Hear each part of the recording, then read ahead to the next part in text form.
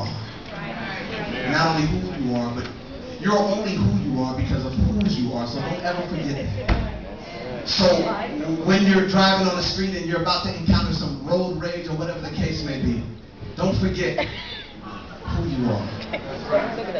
Sometimes we go into our settings and we lose it and we forget, and we have this identity crisis because we're saved on Sunday supposedly, and we're not for the rest of the week. But I want you to understand that you are chosen. You have to stand out. So this piece is called Identity Crisis, and I'm gonna come back and get on once I get the chance. Is this good? Just don't touch it. See, I began with media because media began with me. And I decided from that moment on, I am TV, because when you broadcast your faith, you get alienated, really.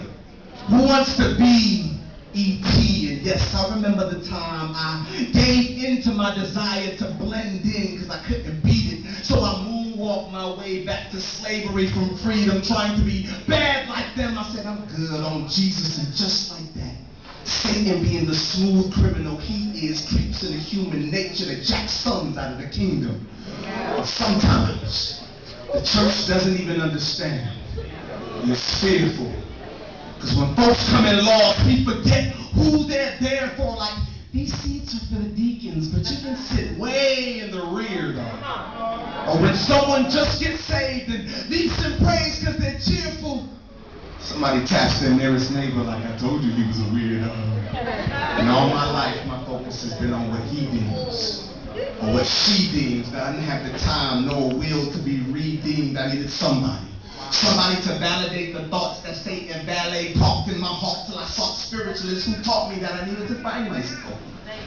But even nature proves the best way to know what something is to know what something came from. So it's apparent that knowing the parent is imperative, but my original parents were flawed. So I had to change parents, and trans means change. So I had to become transparent then. God could see me through because he had to see through me to show me who I am in him and God. God told me that the only place that I would ever need to fit in was his arms. And I could see that I was different because there was no difference between standing out and outstanding. And I am unique, and I am his seed, and I am a blood-washed child of his kingdom. And instantly I received it. So even when people believe that I'm faking, I thank them, because one day I pray to be Christ imitation, y'all. Tribulations, I eat them for dinner. The persecutions for breakfast, and yes, it's hard to swallow and too big for me to stomach this burden, so I throw up my arms in worship, because I'm bulimic to this earth and surrender in his worship. I'm not perfect, but I'm a servant that makes my body a servant, which makes me certain that no weapon formed against me shall prosper. To God, I'm a saint, but to Satan, I'm a monster. So when it comes to Lucifer head bruising, I said when it comes to Lucifer head bruising, I should be rocking a medal. I'm a man, but when stomping devils, it's like I'm rocking stilettos. I'm the... Come on now. Come on. You are the people. We are the people. To God's heart. That makes us obviously special. No wonder why these cholesterol demons are so stuck on blocking these vessels, because they know that we're walking records of the greatest producer to ever live. See, our God's been making beats since the first chapter of Genesis. But I can't deny that I had to use real eyes to realize that I had an eye problem. Until I visited the eye doctor. And he told me that I needed to cross out my knees, to cross out my eyes, and that I'd never be able to see life until I see life cross-eyed. I mean, cross-eyed. He changed the way I see and literally became my visine, just to show me that without a drop of him, I burn. I mean, without a drop of him, I burn. And as a result, never to battle with my wardrobe, nor to cling like lint to the very things I use to clothe my self-esteem, but rather to acknowledge God. I said, rather to acknowledge God. So even though I may stink to this life, He washed me and made me fresh to death. Yes, I am fresh to death. Who cares what this world thinks of me? I'm so fresh that even if I die now, my soul will be like the sweetest aroma to God, while my bones will be doing the Dougie. Trust me. Here's my point for those of you who fell asleep during everything I was saying.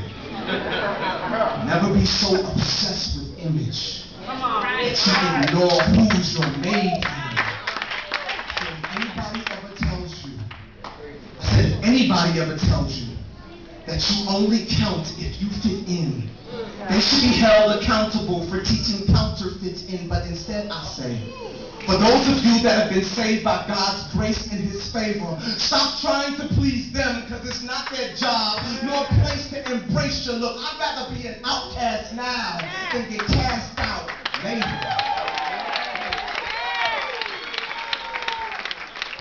God shapes your mind, you choose virtue over sin and start feeling like a square despite the circle that you're in. He said, come out from among them and be ye separate from the superficial things of this life. That is the only type of segregation that Christ has ever accepted. And let's just say, the body was solely appearance-based. If you were to take away the beautiful face and the curvy shape, then what would you have left to hold on to?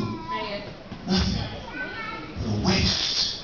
So when I look into a mirror, instead of seeing my flyness, I simply behold the aerodynamic excellence of a magnificent pilot.